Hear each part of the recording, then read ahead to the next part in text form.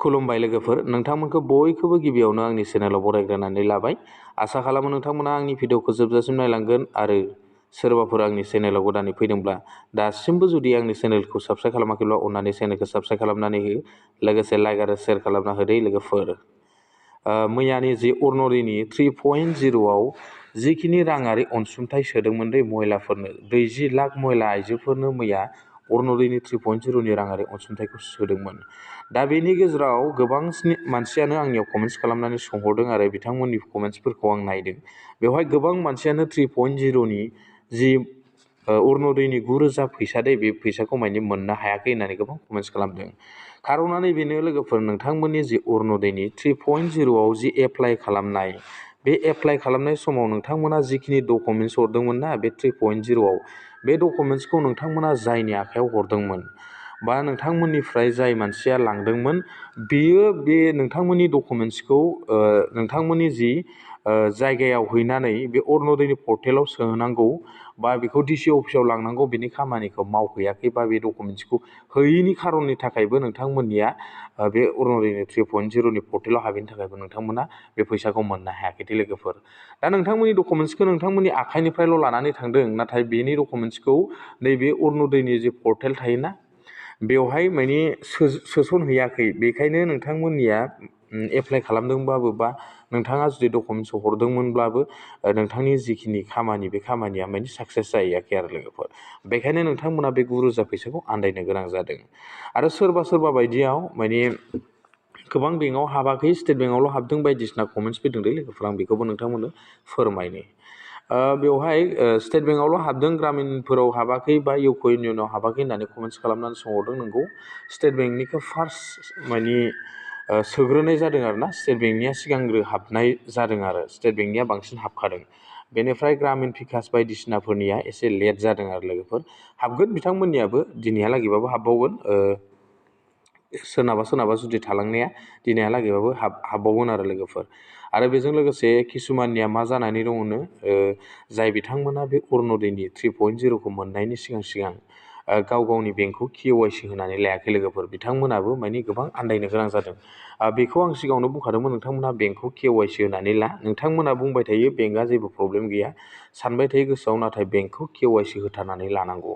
दा बे KYCखौ होनानै लायैनि थाखायनो नोंथांमोननियाव आसाम गभर्नमेन्टआ जुदि डक्टर हेमन्त बिश्व शर्माया मामाया जोंना फैसाखौ सोनानै हरदोंब्लाबो नोंथांमोननि एकाउन्टआव हाबफैयाखै आरो लोगोफोर। बेनो नोंथांमोननि प्रब्लेमा। बेखायनो नोंथांमोना सिगाङावनो KYCखौ होनानै लाग्रोनांगौमोन, बेंकआव नायहैनांगौमोन। नोंथांनि बेंकआ मा जानानै दं, ना ब्लक जानानै दं ना मा जानानै दं। दा दिनै नोंथांमोना मैया जे अरुण'दयनि 9,000 फैसाखौ सोनायाव नोंथांमोना माखासे प्रब्लेमाव भुगिनो गोनां जादों आरो गोबाङानो हाबाखै लोगोफोर। दा बेनो खार'ना। आरो बेजों लोगोसे नोंथांमोना DVDजों लिंक खालामनानै लायाखै। बे DVDजों लिंक खालामनानै लायैनि थाखायबो नोंथांमोना मा जायाखैनो, नोंथांनि जि फैसा 9,000 फैसा बेयो नोंथांनि एकाउन्टआव हाबफैयाखै आरो लोगोफोर। दा बेनो आरो लोगोफोर ना नोंथांमोननि किसुमान प्रब्लेमफ्रा।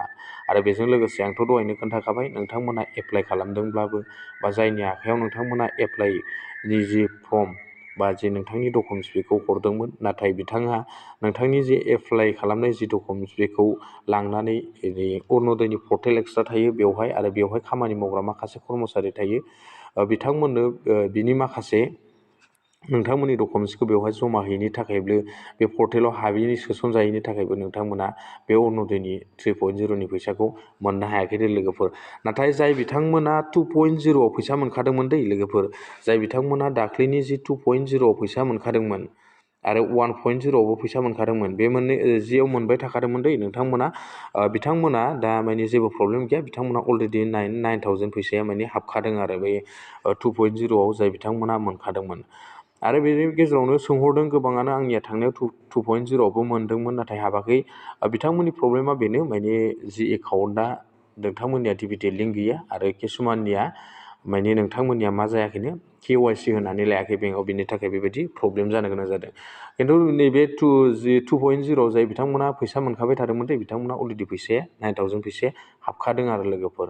नाथाय बे गोदानफोरनियासो एसे प्रब्लेम जादों। आरो गेजेराव 1.खौबो मोननानै आरो 2.0खौबो मोननानै किसुमान मानसिया नैबे थांनाय डिसेम्बर मासाव मोनाखैमोन बिथांमोना बे नैबे 3.0नि फार्स्ट इनस्टलमेन्टखौ मोनाखैमोन आरोना बिथांमोननियाबो माने एबारनियाव गोदानाव डकुमेन्टस हरफिननायाव पर्टेलाव हाबदोंब्लाथाय माने बिथांमोननियाबो 9,000खौ बिथांमोना नैबेयाव माने मोननो हादों आरो लोगोफोर 3.0आव।